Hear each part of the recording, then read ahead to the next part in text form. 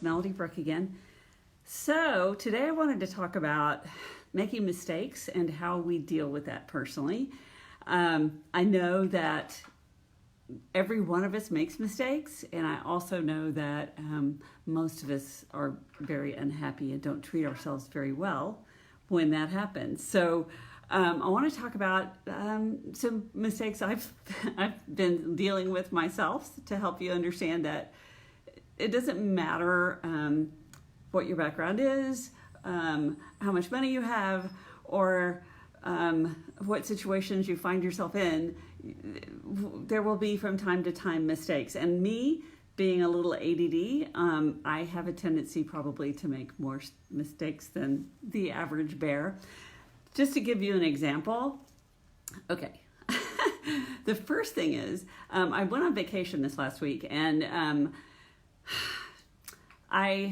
to begin with, I had to put my car in the shop because a month or so ago, I was pulling into a parking place, and I pulled in between the parking space and this giant truck that was behind, and I pulled in, I got my stuff from the office, and I came back out and completely forgot that the truck was there. I looked one way and there was nobody coming, looked the other way, there was nobody coming, but I failed to look directly behind me or to recall that the truck was there, and I backed into the truck. Didn't do any damage to the truck, but I broke my taillight, and I thought, oh, simple thing, just replace the taillight.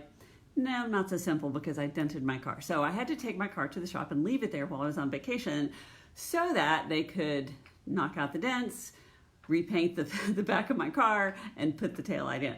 So in the past, if I had found myself making that kind of a mistake, which happened plenty of times, my reaction would have been to go into a major, what I call shame spiral. So I would start beating myself up and telling myself I was stupid, and how could I, and what's the matter with me, and calling myself all kinds of terrible names and falling way down into the shame pit. And, there have been times when the reason why that would happen so badly is because I was financially on the edge. I'm not so much financially on the edge as I was, so that takes some of the sting out of it, but it doesn't change the fact that I made this kind of stupid mistake that I think most people would have avoided. But it happened. It happens to all of us from time to time. And part of what we have to learn how to do is to be more empathetic with ourselves, because we have a tendency to get really empathetic with other people and not so empathetic with ourselves. So we see other people making mistakes, and it makes sense, and we feel sorry for them, and we can provide them empathy. We can be there for them. We can say, hey, anybody, it's just a mistake. Anybody makes a mistake, but that's not what we would say to ourselves, is it? What we tend to say to ourselves is horribly critical, attacking things that we would never say to another human being. So the challenge when we make a mistake is to take the time to really give ourselves permission to treat ourselves with the same kindness we would somebody that we love, or even just, a casual acquaintance we would be kinder to than we are to ourselves.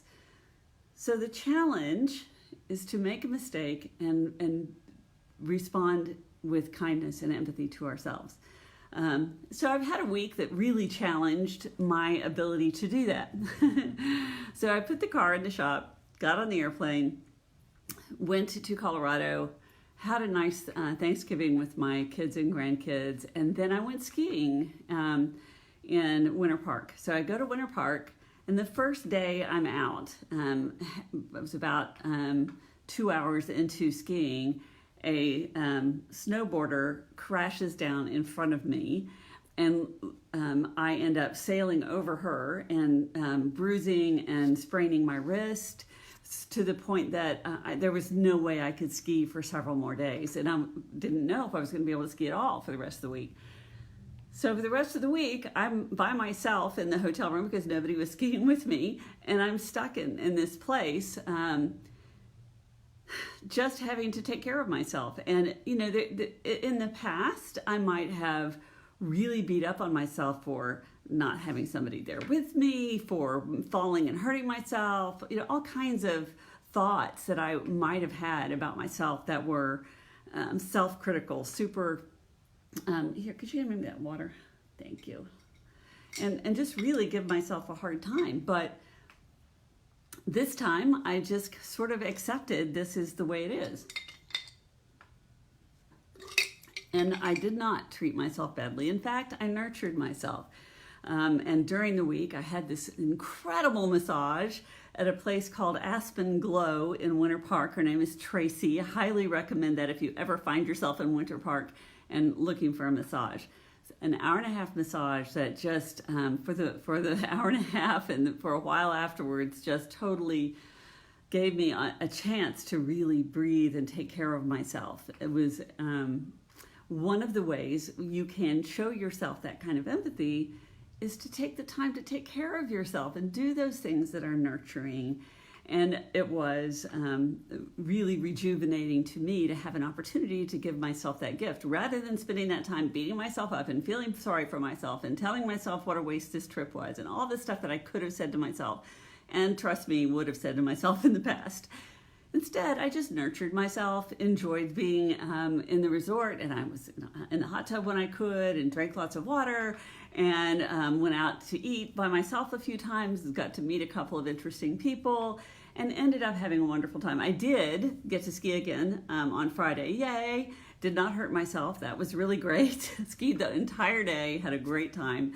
And so the week ended up not so terrible, except that, hi Barry. So then the next thing that happened was that, I forgot to tell you the other thing that happened. On the way to ski the very first day, I'm in a rental car, and it's one of those cars that has the keyless start, right? So I put my key in my bib, which is the kind of overall thing that you wear when you go skiing, and went into the grocery store. I don't remember now what I was getting, but I got something, and as I was leaving, I reached into my pocket, no key. I'm like, oh my gosh, I've lost the key to my rental car. What am I going to do? So I go back into the grocery store, look where I was when I was making my purchase, no key. Finally, I realized that it's fallen through a hole in the pocket and it's now at the hem of my bib. So I had this opportunity, for about 3 or 4 minutes to sort of freak out or just calmly realize that, hey, something was going to be okay. So I had this feeling for a moment of panic and realizing, you know what? It'll all work out. It'll be fine. And I started talking to myself with that kind of patience and empathy so that it ended up not being this traumatic experience that it might have been. So anyway, so then going back to the coming back, so I'm bringing my rental car on Saturday back to the rental car place. And after I dropped the car off at the rental car place, I got to my ride to the airport. My son-in-law took me to the airport. And I get to the airport, and I have a bag that's not a carry. It's just, your personal bag, right? But it's fairly large. I put my purse inside of it, my laptop, personal items in there. And on the way to the airport, I'm digging around in there trying to find my glasses and my cell phone to get my ticket out and like that. Well, we get to the airport. My son-in-law drops me off. I get everything. I get out of the car, and I go up to the place to check my bag in, and he asked me for my driver's license. And I reach into my bag. My purse is gone. It's not there. So I had to call my son-in-law back, have him come back, because my purse had fallen out in the floorboard of the car on the way to the airport. And in the past, again, I might have just really beaten myself up about that. I might have just like, oh my gosh, how could I be so stupid? What was that? Why am I so thoughtless? And all these sort of self-critical things would have just been flying through my head. But instead of doing that, I just laughed and was like, oh my gosh, that's so funny that this happened. I'm so glad that my son-in-law was so kind to drive me to the airport to come back and bring my purse to me. Just grateful for the support that I had, and everything worked out fine. Well, then once I get to the airport, hi Matthew. Once I get to the airport, get all through the security, which went really well, except for the fact that I'm going through security and put everything, in the little bins, and I'm getting ready to get my boots back on, and I start to head out. And somebody says, is this your cell phone? I left my cell phone in the security line. So once again, some silly, stupid mistake that I made, another opportunity to laugh at myself and go, yep, that's mine. That's what I do. And be okay with that. Yes, I am a person who tends to do things like that. It's not the end of the world. It does get better. It is okay. I can be generous with myself. It's okay. So then I get to the gate, and I'm waiting at the gate, and I decided to sort of look at my paperwork that I was sent via email from my rental car. And I realized I have dropped my car off at the wrong location. It was an Enterprise, and there are several of them right around my daughter's house. So I thought that was the correct one, but I did not double check myself, which is something I also do. And there we go. I had taken it to the wrong place, which means, of course, there's a possibility they will charge me extra. Not happy about that. I am not thrilled with spending more money than I needed to spend. But I also know that once it's done, it's done. There's nothing I can do about it. And treating myself with that kind of kindness. Hi, Chris. Treating myself with that kind of kindness is a gift that I have to give myself, because it would serve no purpose to beat myself up. It serves no purpose for me personally, and it won't change the events. Hi, Stevia. It's good to see you. So my suggestion to you is to be patient with yourself when you make these kinds of mistakes, which are human. It's what we do. The difficulty is, and I was just having this conversation with a client this morning, is that when we are raised in an environment where we are expected to be perfect, or we are expected to not need anything, or we are expected to always do everything right, or we will get punished, or we will get rejected, or we will lose our support. We learn as children very well that it's not okay to make mistakes, and we will then have a tendency to fall into that shame spiral, to fall down into that shame place, and start beating ourselves up and start telling ourselves how stupid we are and all of these horrific things that we say. And then we question ourselves and think, why do I have such a poor self-esteem? Why do I suffer with insecurities? Why do I lack confidence? Well, it's impossible to have confidence at the same time that you are destroying yourself within yourself. And we look to the outside of us. We look to our relationships, to our family history. We look to all kinds of other explanations outside of ourselves to explain why we have this self-esteem loss, why we don't feel good about ourselves, why we lose confidence, why we feel insecure. We look to other ways of explaining it when it's much simpler than that. When we're young and we are raised in this environment where we feel like we have to survive, to be perfect, or to not make mistakes, or to fulfill some expectations of others to a degree that if we do not, then we're not okay. So when we do that, that's when we develop this habit of treating ourselves in sort of the same way that we were treated growing up. When we treat ourselves the same way we did growing up, we end up feeling the same way we did when we were little kids. So be gentle with yourself and recognize that while it was important for you to do that growing up, if you lived in an environment where you were expected to behave in these ways, then you sort of had to conform to the environment that you were in.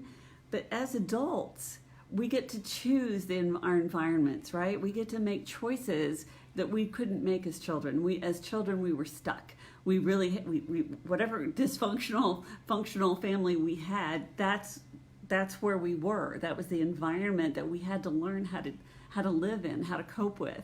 And so there are certain things that we've learned to do to cope.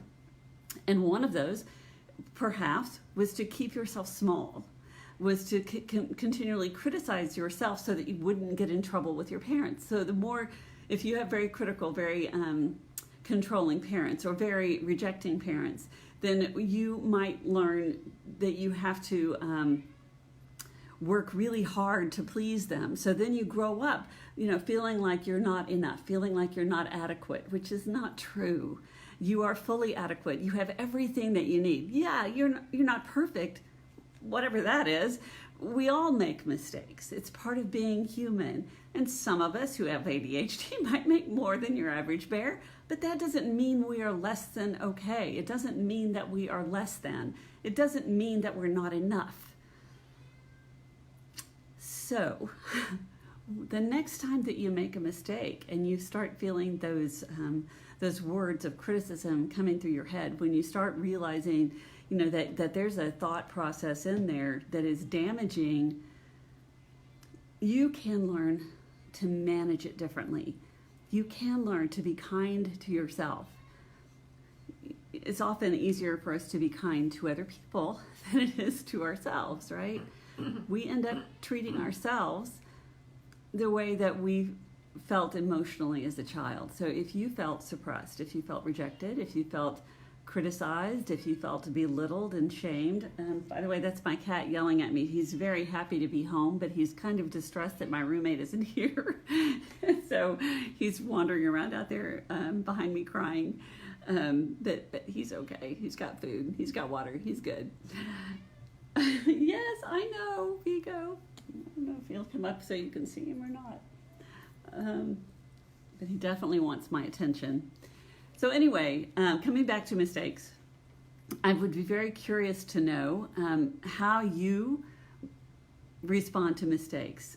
What is it that you do that when you make a mistake, how do you think about it? How do you respond emotionally? How do you respond verbally? How do you respond intellectually? What is it that goes on in your head? How is it that you manage it when you do make a mistake? And the other piece is to be willing to own the truth of the mistake, right? Because I worked with enough couples to see that there's a very difficult problem that can happen between couples, is that one member, or both sometimes, is unable to or unwilling to take ownership of their mistake. And I understand that. I understand it from an emotional place, because to take ownership requires that you face that you made a mistake. And again, if you were criticized, if you were hyper controlled, or if you were rejected as a child, owning up to a mistake can feel really horrific. It can feel dangerous. It can feel like you're going to be rejected, condemned, punished, and so you just avoid ever taking ownership of anything.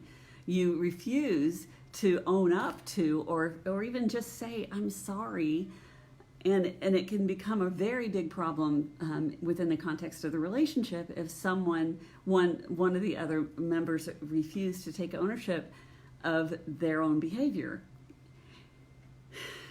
The other piece of that, of course, is that just because you've done something that upset someone else, there's my cat there, it doesn't mean that you have actually made a mistake.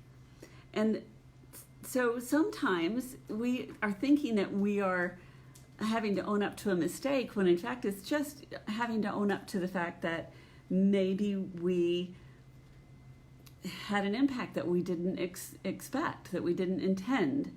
And we can own up to that impact even if we did nothing wrong, even if there was no mistake made. It is it is a gift to yourself and to your partner to be willing to take ownership of the impact. You can take ownership of the impact without having to agree that there was a mistake. So this is the challenge of most relationships, is to be willing to say, I can see that something that I did had this impact on you, and I regret that it had that impact. That was not my intention, but I can see why it would have that impact on you. If that's how you emotionally responded to what just happened, I can totally get it, why that was so hard for you. And I can tell you right now that I regret it because I did not want to have that impact. So that is something that is really, really hard for a lot of people, especially people who have been abused as children, who've been rejected as children, who have been hyper controlled as children, who've been hyper criticized as children. To be able to own up to a mistake feels as if you are opening yourself up to more criticism, more discipline, more abuse perhaps. So it's a hard thing for some of us to do. And I have a great deal of empathy for that, but I also see the damage that it does to a person's relationship when they're unable to do that. Because not being able to do that leaves your partner feeling abandoned and as if you don't care about the impact that you have on them, which of course pushes them away from you and destroys the closeness that you can have by taking ownership. Because the minute that you take ownership, your partner feels heard, feels understood, feels validated, and then they can actually feel closer to you because you are admitting that something that you did had an impact, and you're able to take ownership of that, and that helps them to see that you get it. So when we make mistakes, when we do things that are in error, even if we didn't intend them, it's way more effective for us to take ownership of it without blaming ourselves. That's the essence of it. The essence of it is that you don't blame yourself for making a mistake. It doesn't mean you can't take ownership of it. You can say yes. Because blame and responsibility are two very different things. Blame is basically saying, I am absolutely at fault here. I'm the whole cause of this problem, and I take 100% of the blame. I'm responsible, 100%. Well, taking responsibility is just saying, yes, this thing happened. I can see the impact it had. It was not my intent to have that. I'm not to blame for it, but I am responsible for the impact. I can see that it had that impact, and I regret that it had that impact. So you can take ownership without having to take blame. An example of that might be sometimes women are much more sensitive to the way that tone a lot of time, and I wouldn't say not always women, but a lot of women are more sensitive to tone. And if a man is in a hurry, or he's distracted, or he's frustrated by something unrelated to her, he can the husbands can, or the partners can say something briskly, harshly, without intending to be hurtful, and yet their partner hears it in a very critical, demanding, harsh way, and their feelings get hurt because they take it personally, which again is a problem. But then when the guy says, "What? I didn't do anything. Why are you mad at me? I didn't do anything wrong," immediately you're discounting your partner's feelings. You're not owning up to the impact that you had. Even if it's true that you didn't intend anything, that's fine that you didn't intend anything, but be mindful of the fact that you did have an impact that maybe you didn't expect. So you can turn to your partner and say, "Oh, wow, I'm sorry that you took it that way. That wasn't my intention. I can see why you heard it that way, and I did not intend to hurt your feelings." And then you move on. It's the end of it. Rather than it becoming a huge incident that goes on for days, which, trust me, happens every day in my practice. So taking ownership and of anything that is a perceived mistake, whether it's perceived by you as a mistake or someone else as a mistake, it can relieve so much tension and allow you to feel closer to the person that you are intimate with when you can do that. I recognize that it's a challenge. I recognize that, especially if you're with somebody who's hypersensitive to these sorts of things, hypersensitive to your tone or hypersensitive to certain word choices, it can become difficult to take ownership of the impact because it feels so relentless.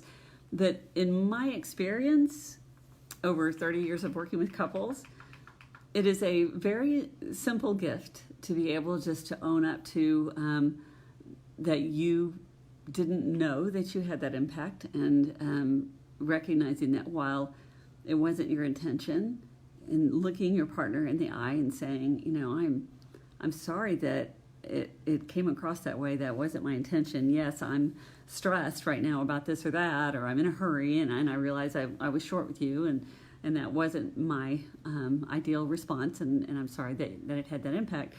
And it will allow your partner to feel like your feelings, his feelings matter to you.